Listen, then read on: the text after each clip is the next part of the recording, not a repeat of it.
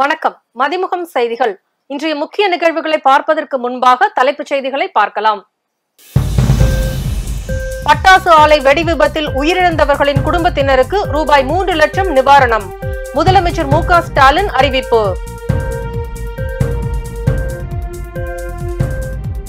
22வது உச்சி மாநாட்டில் பங்கேற்க ரஷ்யா சென்றார் பிரதமர் மோடி. ரஷ்ய அதிபர் புதினுடன் பிரதமர் மோடி இன்று பேச்சுவார்த்தை.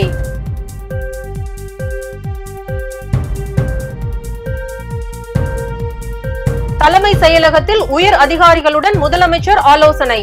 சட்டம் ஒழுங்கு தொடர்பாக முதலமைச்சர் முக்கிய முடிவு என தகவல்.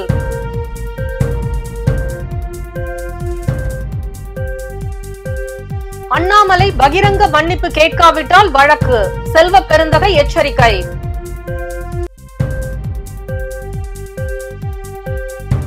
விக்கிரவாண்டி தொகுதியில் நாளை வாக்குப்பதிவு.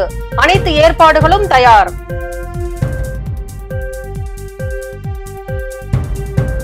புதிய குற்றவியல் சட்டத்தில் மருத்துவர்களுக்கான தண்டனை பிரிவை உடனே நீக்க வேண்டும். ஒன்றிய உள்துறை அமைச்சருக்கு கலாநிதி வீராசாமி கடிதம். பட்டாசு ஆலை வெடி விபத்தில் உயிரிழந்தவர்களின் குடும்பத்தினருக்கு ரூபாய் 3 லட்சம் நிவாரணம் வழங்கப்படும் என்று முதலமைச்சர் மு.க. ஸ்டாலின் அறிவித்துள்ளார்.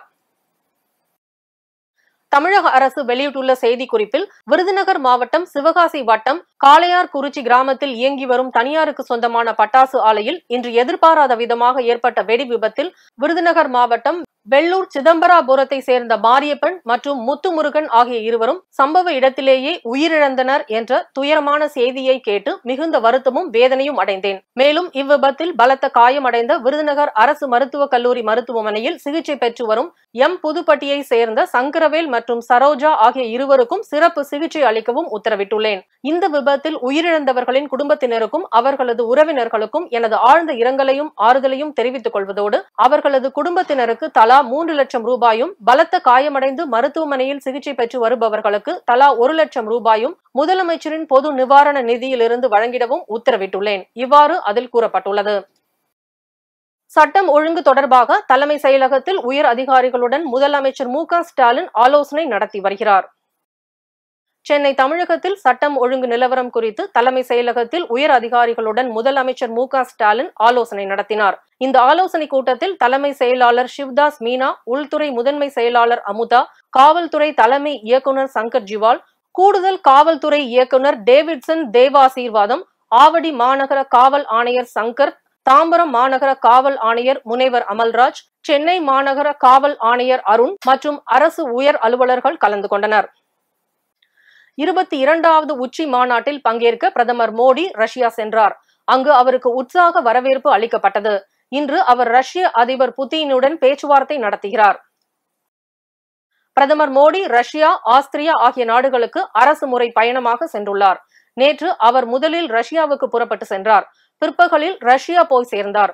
மாஸ்கோ விமான நிலையத்தில் அவரை ரஷ்யாவின் முதன்மை துணை பிரதமர் டெனிஸ் மன்ரோவ் வரவேற்றார். அங்கு பிரதமர் மோடிக்கு அணிவகுப்பு மரியாதை அளிக்கப்பட்டது. இந்திய வம்சாவளியினரும் இந்திய தேசிய கொடியுடன் வந்து மோடிக்கு உற்சாக வரவேற்பு அளித்தனர். இந்தியா ரஷ்யா இடையேயான 22வது வருடாந்திர உச்சி மாநாடு இன்று மாஸ்கோவில் நடக்கிறது. அதில் பங்கேற்பதற்காகவே பிரதமர் மோடி சென்றுள்ளார். கடந்த 2009ஆம் ஆண்டுக்கு பிறகு முதல் முறையாக அவர் அங்கு சென்றுள்ளார். ரஷ்யா உக்ரைன் போர் தொடங்கிய பிறகு அவர் செல்வதும் இதுவே முதல் முறையாகும். பிரதமர் மோடிக்கு நேற்றிரவு ரஷ்ய அதிபர் புதின் விருந்து அளித்தார். ரஷ்ய பயணத்தை முடித்துக் கொண்டு இன்று ரஷ்யாவில் இருந்து ஆஸ்திரியாவுக்கு பிரதமர் மோடி செல்கிறார். அங்கு அந்நாட்டு அதிபர் அலெக்சாண்டர் வான்டர் பெல்லனை சந்திக்கிறார். பிரதமர் கர்ல் ஹெம்மருடன் பேச்சுவார்த்தை நடத்துகிறார். அங்கும் இந்திய வம்சாவளியினரை அழைத்து உரையாடுகிறார். குற்ற பதிவேடு பட்டியலிலும் ரவுடிகள் பட்டியலிலும் எனது பெயர் இருப்பதாக என் மீது அவதூறு பரப்பிய தமிழக பாஜக தலைவர் அண்ணாமலை பகிரங்க மன்னிப்பு கேட்க வேண்டும். இல்லாவிட்டால் அவதூறு வழக்கும் SC/ST வன்கொடுமை தடுப்பு சட்டத்தின் கீழும் வழக்கு தொடரப்படும் என்று தமிழக காங்கிரஸ் தலைவர் கு. செல்வ பெருந்தகை எச்சரித்துள்ளார். இதுகுறித்து சத்தியமூர்த்தி பவனில் செய்தியாளர்களிடம் பேசிய அவர், தன்னை ரவுடி என கூறும் அண்ணாமலை எந்த காவல் நிலையத்தில் என்ன வழக்கு தன் மீது உள்ளது என நிரூபிக்க முடியுமா என கேள்வி எழுப்பினார். அண்ணாமலை என்ன நினைச்சிருக்காருன்னா, இந்த தேசம் அவருடைய தேசம், இந்த சட்டம் அவருடைய சட்டம், இந்த நாடு அவருடைய நாடு, நீதிமன்றங்கள் அவருடைய நீதிமன்றங்கள், காவல்துறை அவருடைய நீதிமன்றம்னு ஒரு கனவு கண்டுட்டு இருக்காரு. அண்ணாமலைக்கு சொல்கிறேன், எங்களுக்கு பாதுகாப்பு இதுதான், சட்ட பாதுகாப்பு தான் எங்களுக்கு. இதை பாபா சாஹிப் அம்பேத்கரும் ஜவஹர்லால் நேரு எங்களுக்கு வடித்து கொடுத்துட்டு போயிருக்காங்க. ஜவஹர்லால் நேரு பிரதமராக இருக்கும் பொழுது பாபா சாஹிப் அம்பேத்கர் எழுதிய சட்டம் தான் எங்களுக்கு. நீ இதை மதிக்கவே மாட்டேன், இதை தான் மாற்றணும்னு துடிக்கிறீங்க நீங்கள். அதனால் இது மேலே நம்பிக்கை இல்லை. எங்களுக்கு இது மேலே தான் நம்பிக்கை இருக்குது. அரசியலமைப்பு சட்டத்தின் மேல் நம்பிக்கை இருக்குது. இந்த அரசியலமைப்பு சட்டம் நீங்கள் பேசிய பேச்சுக்கு முன்ஜாமீன் கிடைக்குமா? நான் இப்போ ஒரு வழக்கு தாக்கல் பண்ணேன்னா அண்ணாமலைக்கு முன்ஜாமீன் கிடைக்குமான்றதை பத்திரிகையாளரை கேளுங்க. அவர் ப்ரூவ் பண்ணணும். நான் ஹிஸ்ட்ரி ஷீட்டை ரவுடி ஷீட்டை ப்ரூவ் பண்ணணும். எங்கேயாவது இருக்கா அது மாதிரி? எந்த காவல் நிலையத்தாலும் அது இருக்கா? அப்போ நீ அவதூறு பேஸ்ட்டாக விட்டுருவாங்களா? அதுதான் காங்கிரஸ். காங்கிரஸ் என்பது என்ன? மன்னிக்க தெரிந்த கட்சி தான் காங்கிரஸ். உன்னை மன்னிக்கிறோம், நீ மன்னிப்பு கேட்கணும். மன்னிப்பு கேட்கலன்னா உன் மேலே எல்லா அவதூறு வழக்குகளும் என்னென்ன சட்டத்தில் இடம் இருக்கோ நாங்கள் போடுவோம். இதை உங்களுடைய தலைமை மோடியும் நட்டாவும் ரசிக்கிறார்களா? இது தமிழ்நாடோட விடமாட்டோம், இந்த தேசம் முழுவதும் அதை எடுத்துகிட்டு போவோம். இந்தியா முழுவதும் எல்லா மாநிலத்திலையும் ஒரு மாநில தலைவர் எப்படி பேசுகிறாரு, அதை நியாயமா மக்கள்கிட்ட கொண்டு போவோம். அடுத்து வரும் தேர்தல்களில் அதிமுக ஒன்றிணையாமல் வெற்றி பெறுவதற்கான வாய்ப்பு கிடையாது என முன்னாள் முதல்வர் ஓ பன்னீர்செல்வம் தெரிவித்துள்ளார். மதுரையிலிருந்து சென்னை செல்வதற்காக முன்னாள் முதல்வர் ஓ பன்னீர்செல்வம் மதுரை விமான நிலையம் வந்தடைந்தார். அப்போது செய்தியாளர்களிடம் பேசிய அவர், தன்னை மன்னிப்பு கடிதம் கொடுக்க சொல்வதற்கு பழனிசாமி யார் என கேள்வி எழுப்பிய அவர், பொதுச் செயலாளர் வழக்கு இன்னும் சென்னை உயர்நீதிமன்றத்தில் நடைபெற்று வருவதாகவும், அதிமுக இயக்கம் தொண்டர்களால் உருவாக்கப்பட்ட இயக்கம், உறுதியாக ஒரு தொண்டர் அதிமுக தலைமை ஏற்க வேண்டும் என்பதுதான் தனது கருத்து என தெரிவித்தார். எடப்பாடி பழனிசாமி என்னை மன்னிப்பு கடிதம் கொடுக்க செய்து அவர் யார் சொல்லுங்க. கட்சியில பொதுச் செயலாளர் பொதுச் செயலாளர் வழக்கு இன்னும் சென்னை உயர்நீதிமன்றத்துடைய சிவில் சூட்ல நடைபெற்றுக் கொண்டிருக்கும். அதிமுக தலைமை சரியில்லை. இந்த இயக்கம் தொண்டர்களால் உருவாக்கப்பட்ட இயக்கம், தொண்டர்களுக்கான இயக்கமாக புரட்சித் தலைவரை மாற்றினார். உறுதியாக ஒரு தொண்டர் அனைத்து இந்திய அண்ணா முன்னேற்ற கழகத்திற்கு தலைமை ஏற்க வேண்டும்தான் என்னுடைய கருத்து. புதிய குற்றவியல் சட்டத்தில் மருத்துவர்களுக்கான தண்டனை பிரிவை உடனே நீக்க வேண்டும் என ஒன்றிய உள்துறை அமைச்சருக்கு கலாநிதி வீராசாமி எம்பி கடிதம் எழுதியுள்ளார். ஒன்றிய அரசு பாரதிய நியாய சன்ஹிதா என்ற புதிய தண்டனை சட்டத்தை நடைமுறைக்கு கொண்டு வந்துள்ளது.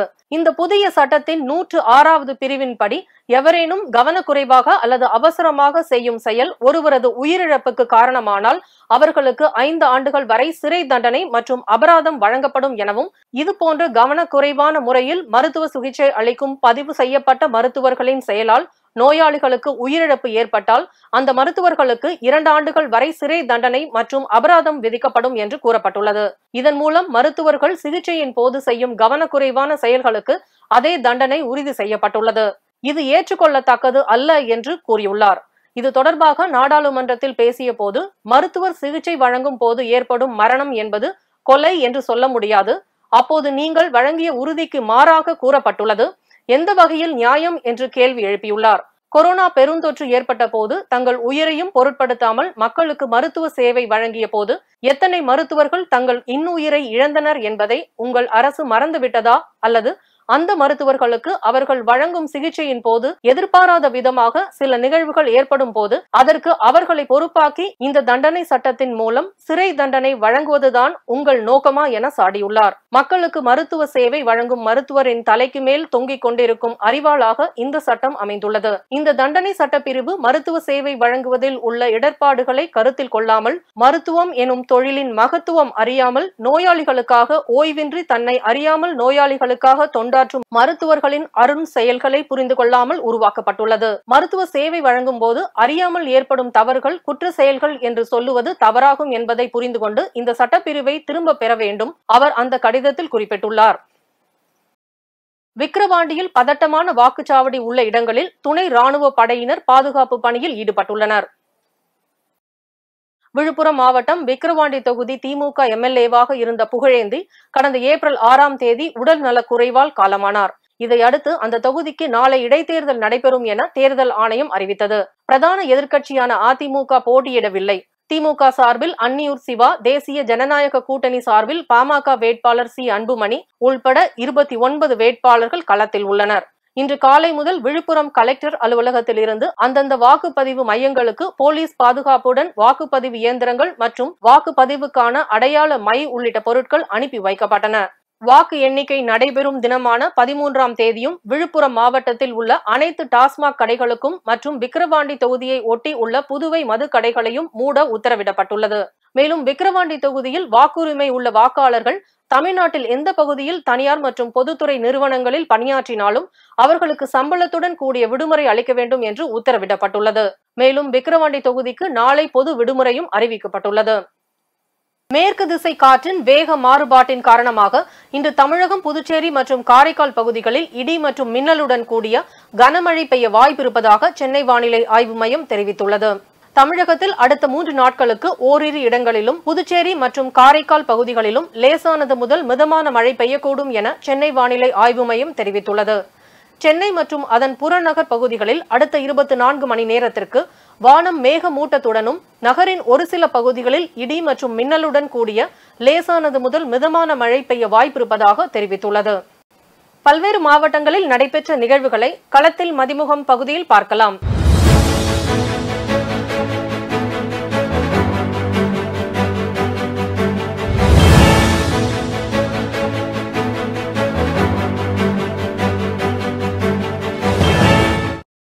திருவண்ணாமலை மாவட்டம் செங்கம் அடுத்த அமிர்தாபுதூர் பகுதியை சேர்ந்த சந்திரசேகர் என்பவர் தனது கரும்பு வயலில் காட்டுப் பன்றிகள் புகாமல் இருப்பதற்காக மின்சார வேலி அமைத்துள்ளார்.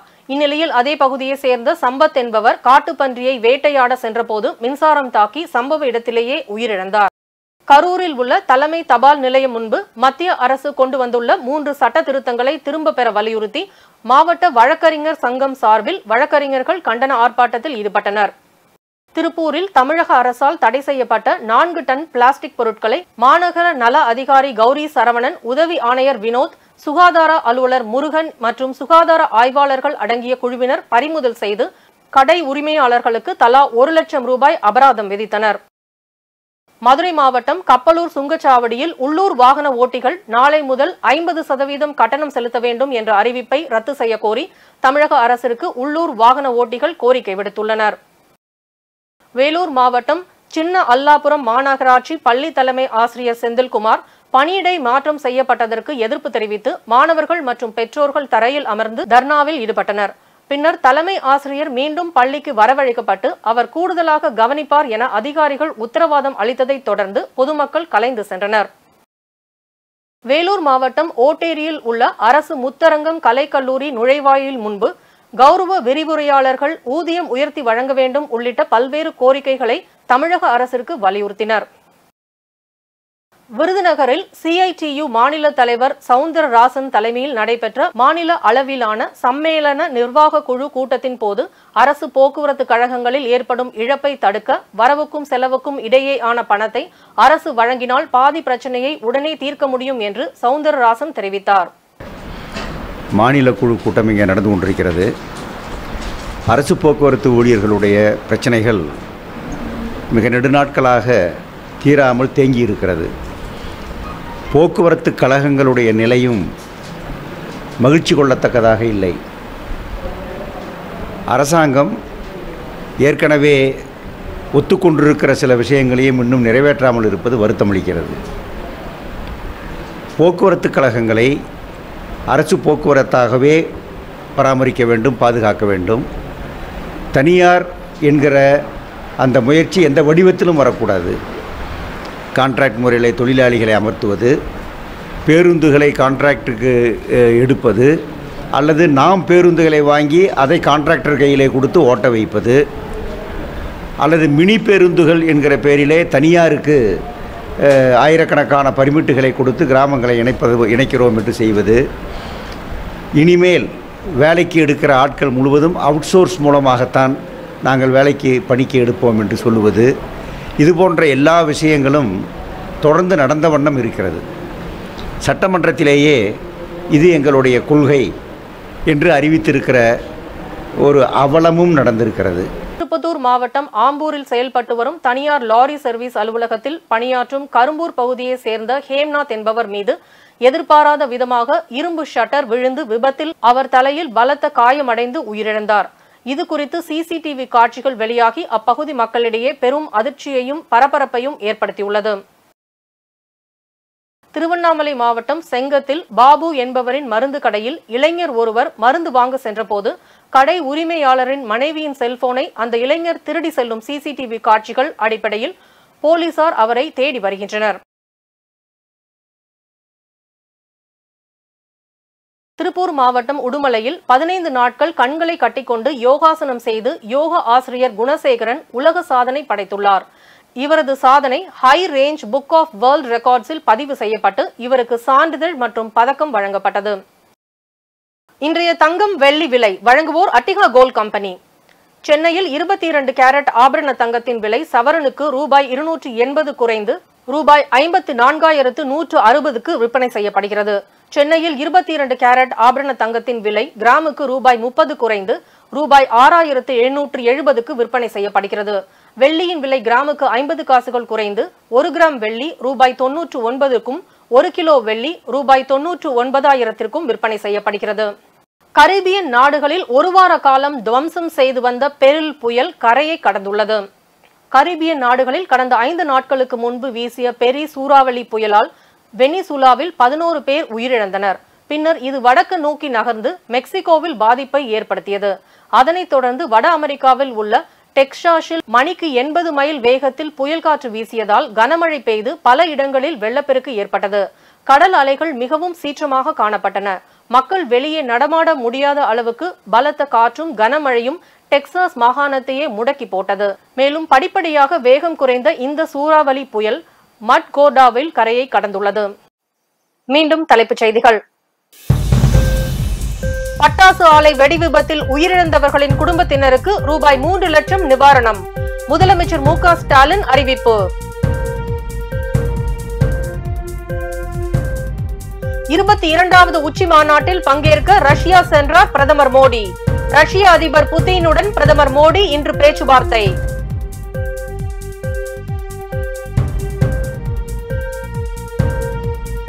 தலைமை செயலகத்தில் உயர் அதிகாரிகளுடன் முதலமைச்சர் ஆலோசனை. சட்டம் ஒழுங்கு தொடர்பாக முதலமைச்சர் முக்கிய முடிவு என தகவல்.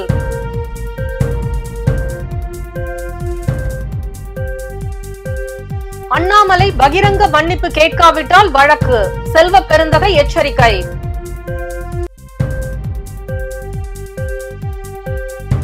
விக்கிரவாண்டி தொகுதியில் நாளை வாக்குப்பதிவு. அனைத்து ஏற்பாடுகளும் தயார்.